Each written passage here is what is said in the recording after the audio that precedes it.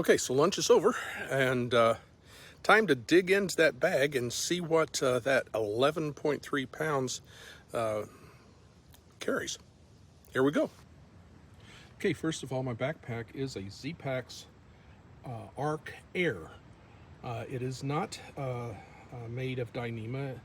I forget the name of the synthetic that it is made of, but it is made of a tougher material than Dyneema. I have heard people say that their Dyneema backpacks wear out very quickly, that they're good for maybe, one through hike. So I went with the Arc Air. It is, I believe, a 60-liter bag, and here's what I have in it. First of all, you can see strapped to the top a closed cell pad. Now, some people would say that that is a luxury item. Tonight, it's going to get down to 27 degrees, and my blow-up pad is good to about 27 degrees. So this closed cell pad will give me an additional 2 R factors, which would really effectively take down to below 0, and it isn't going to get that cold. But the other thing about using the there are 2 other things about using the closed cell pad. One, it protects the blow-up pad from getting punctures, and 2, it also keeps the blow-up pad from skating across the floor of the tent. If you've ever had that experience of your, going to sleep on one end of the tent and waking up on the other side of the tent, use a closed cell pad under your blow-up pad, and that will solve that problem instantly. All right, what else do we have in here? Well, let's disconnect the hold downs. Oh, I did bring one other item that some people may think is a luxury item, so let's go ahead and get that one out of the way. And I think it's a luxury item, so it's not just some people. So that other luxury item is this air pump for blowing up the air mattress. The air mattress that I have came with an inflator bag, and so you certainly could use that, much lighter. But just for the few ounces that this thing weighs, I'll carry it. One thing that you could just blow up the mattress by using your breath and blowing into it. That introduces moisture into your pad and can promote mold growing inside of your sleeping pad, and so you don't want that to happen. You pay $150 up to $300 or more for a sleeping pad. You don't want to get mold growing in. So this little thing, it was less than $20. I don't remember exactly how much it was, but now it is pretty noisy. So if you've got neighbors camping close to you, you'll probably want to blow up your mattress rather early. You don't want to wait till after dark and interrupt the sleep of other campers. But so that is the one luxury item that I have included in this 11.3 pounds. Okay, so what else do we have in here? Let's open up the pack here. The first thing that's right on the top is my tent. First thing you usually want to do when you get into camp is to set up your tent. So that's my tent. It is a Z-Packs duplex, and I have used it twice so far. I like it a lot. It's a good little tent. So that's the first thing that was right on top. Okay, I'm going to set this camera down so I'm not bouncing it around, and here we go. Let's see what else is in here. Okay, this is my what I call my fire bag. It has matches in it. It has some small fire starters. It has the lighter that I used a while ago to light my camp stove. So it's red, color coded, and so this is my fire bag. I do have a blue bag. I did not pack it. And it's my water bag. It contains my water filter, my water collection pouch. It also has some water purification tablets. I knew I wasn't going to need them on this trip, so I didn't bring them. Now, you saw me using my titanium long-handled spork. This one is from a company called Fitness City. But I know Z-Packs sells one, and other companies sell them as well. Why do you want a long-handled spork? Well, I'll make that clear in a little bit. A hygiene kit has a towel. There's some camp soap in there, my toothbrush, toothpaste. That's all there. Now, a while ago, I showed you my, make sure I'm still in frame on all this stuff. Okay. A while ago you saw me cooking in a cook pot. That was not part of my kit. To get down to 11.3 pounds, I took my cook pot out. So all that I would have for cooking, heating water, cooking, is this titanium cup. And that would work fine, not a problem. So it's from Totes. It says 300 milliliter Totes cup. I showed you the stove. I put that in there. Here's actually this cozy goes with the. It's a lid cozy for the cook pot that I used a while ago. Here's that homemade, thing to pick hot things up with. Got to put that in there, and then this is just some tin foil. It can be used as a wind block. You can put that around your stove, or you can also use it to hold hot things with. So just a folded up piece of tin foil, or aluminum foil actually, yeah. And so that would be my cook pot and stove. The thing that you don't see in here is the gas canister. The gas canister is a consumable. And so right now I'm just going through my base weight, which is everything except consumables. In other words, does not include your fuel, does not include your water, does not include your food. So everything that you're going to see here is everything excluding food, water, and fuel. Now some people would even say, well, your toothpaste is a consumable. I'm not going to get that picky. Okay, what else is in here? This is my headlamp. I take a headlamp with me, even on day hikes, because you never know what's going to happen. This is a rechargeable headlamp, and so very bright. And that's one thing I did have in here, and one of the ways I got down to 11.3 pounds was I had an additional backup headlamp. It came out. There, they say you pack your fears, and if you're afraid of your headlamp not working at night, you pack a second one. So, but I took the second one out. Did not bring it.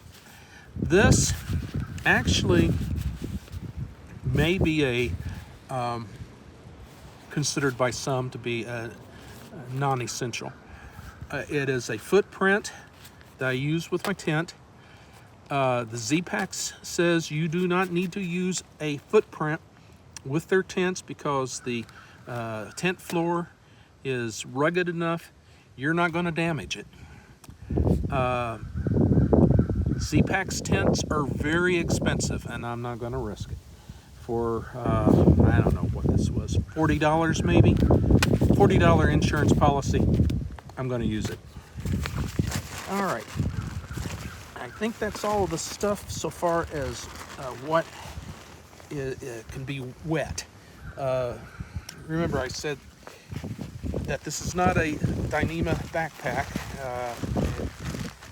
If it rains, stuff inside is going to get wet, and so I use a trash compactor bag, and I put the things in it that I absolutely do not want to get wet. And so there's my spare clothes, and actually my spare clothes are what I sleep in. So I've got some long underwear, a spare pair of socks, long sleeve shirt. That's essentially what I sleep in.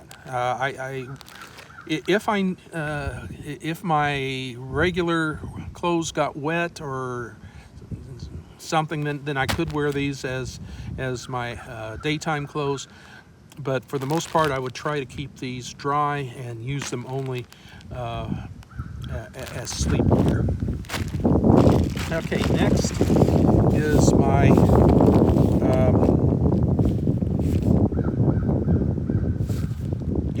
my Xped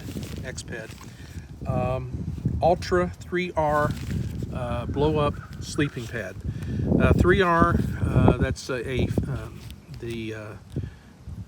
factor relating to how cold weather that you can get to with this. And a 3R will get you to about 20 degrees. I didn't want to take any chances. I've got my 2R to put underneath that, the closed cell. That'll give me a total of 5R, because these R factors are additive. Give me a 5R, which would take me well below zero, and it is not going to get that cold. Okay, next is, and the two things that I'm testing, I told you I wanted to test my cold weather equipment, so the two things that I'm testing are this pad and my brand new Enlightened Equipment Revelation 10-degree quilt. And so pull that out in a little bit and show that to you. What else do I have in here? Some people may call this a luxury. I don't. It's a blow-up pillow. One of the things that you got to do when you're camping is sleep, and I need a pillow, and so that's what I got here. Okay, so that's it. My 11. That right there, folks, is my 11.3 pounds plus the backpack, of course, and excluding food, water, and stove fuel. So let's see what that includes. Okay, so you saw what that 11.3 pounds includes. So now here's the rest of the story.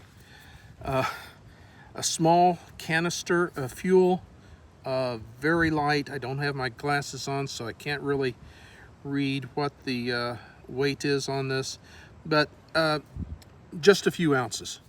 So now this is the smallest. This is the small size. I think it's 4 ounce is how much gas or how much fuel you get in it. 4 ounces of fuel. It's expensive. It's not very cost effective, but it is light. Water. If I were on a backpacking trip, this is what I would be carrying. I would be carrying a liter, and people say this is a half liter. It's actually more. It's 700 milliliters, so it's 0.7. 1.7 liters of water is what I would carry. Then I would have, as I mentioned earlier, my water purification kit. In weather above freezing, I would use a filter, a Sawyer's. I have a Sawyer's Micro. I also have a 2-liter CNOC collection bag. So I would collect my water in the CNOC bag and then filter it out of the bag through the filter, the Sawyer's filter, into one of these bottles, or these bottles when they're empty. So this would be the water that I would carry. Here's just a small thing. It's a thermometer. I don't know if you can see that. Very light. It says right now it's 70 degrees. It's going to go from 70 degrees right now down to tonight. We're expecting 27 degrees. So it's going to get chilly. All right. So what would I have in my backpack as far as food for a 2-day trip? All right. Let's see what we've got here.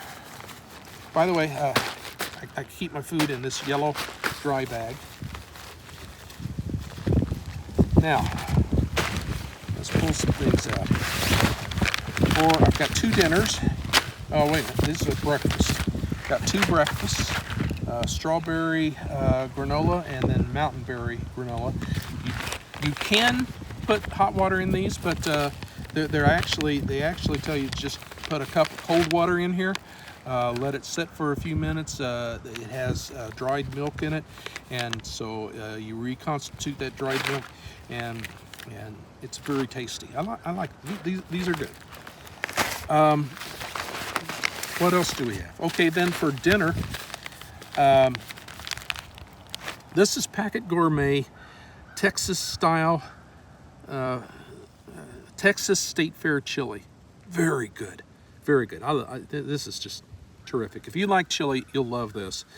And it does not taste like camp food. It tastes like the real thing. So I cannot recommend this too much. Packet Gourmet.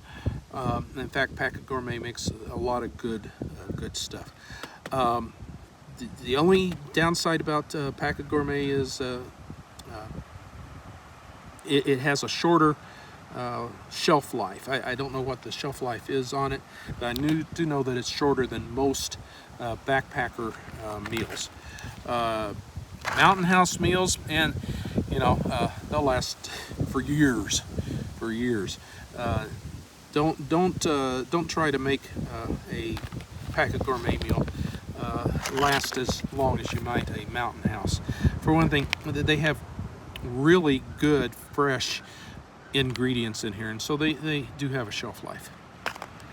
The other thing, and I haven't tried this one before, this is from Peak Refuel. I've heard good things about it. It's home style chicken and rice, so I'm going to try that either tonight or tomorrow night. Okay, what else is in the food bag? For lunch, you saw the ramen noodles earlier, so I would have 2 of those. Now, as you saw earlier, I fixed Spam Single in with my ramen noodles. But the other thing you can do is take a packet of tuna and put that in your ramen noodles to flavor it up. So that's one of the things that you can do to really make your ramen noodles something more than just straight ramen noodles. And then I just have a couple snacks. Got these at Costco. Called Kirkland Trail Mix. Delicious. It's got M&Ms and raisins and cashews and almonds and peanuts, all types of stuff in here. So this is a nice trail mix. So if I were going on a 2-day backpacking trip, that's what I'd be carrying. The 11.3 pounds of shelter and sleep system and shelter. Oh, and backpack. Had to think about what are the big 3, and then the food and the water. That's about another 8 pounds. So my full backpack weight would have been about 20 pounds. Certainly a lot less than what I have been carrying. I've been carrying anywhere from 25 to 32 pounds. So I'm glad I'm able to get that weight down. And so that's what we're doing this weekend. Testing out this new lightweight stuff. So thank you for joining me. If you like this video, give me a thumbs up and smash that subscribe button. and I'll catch you on the next one.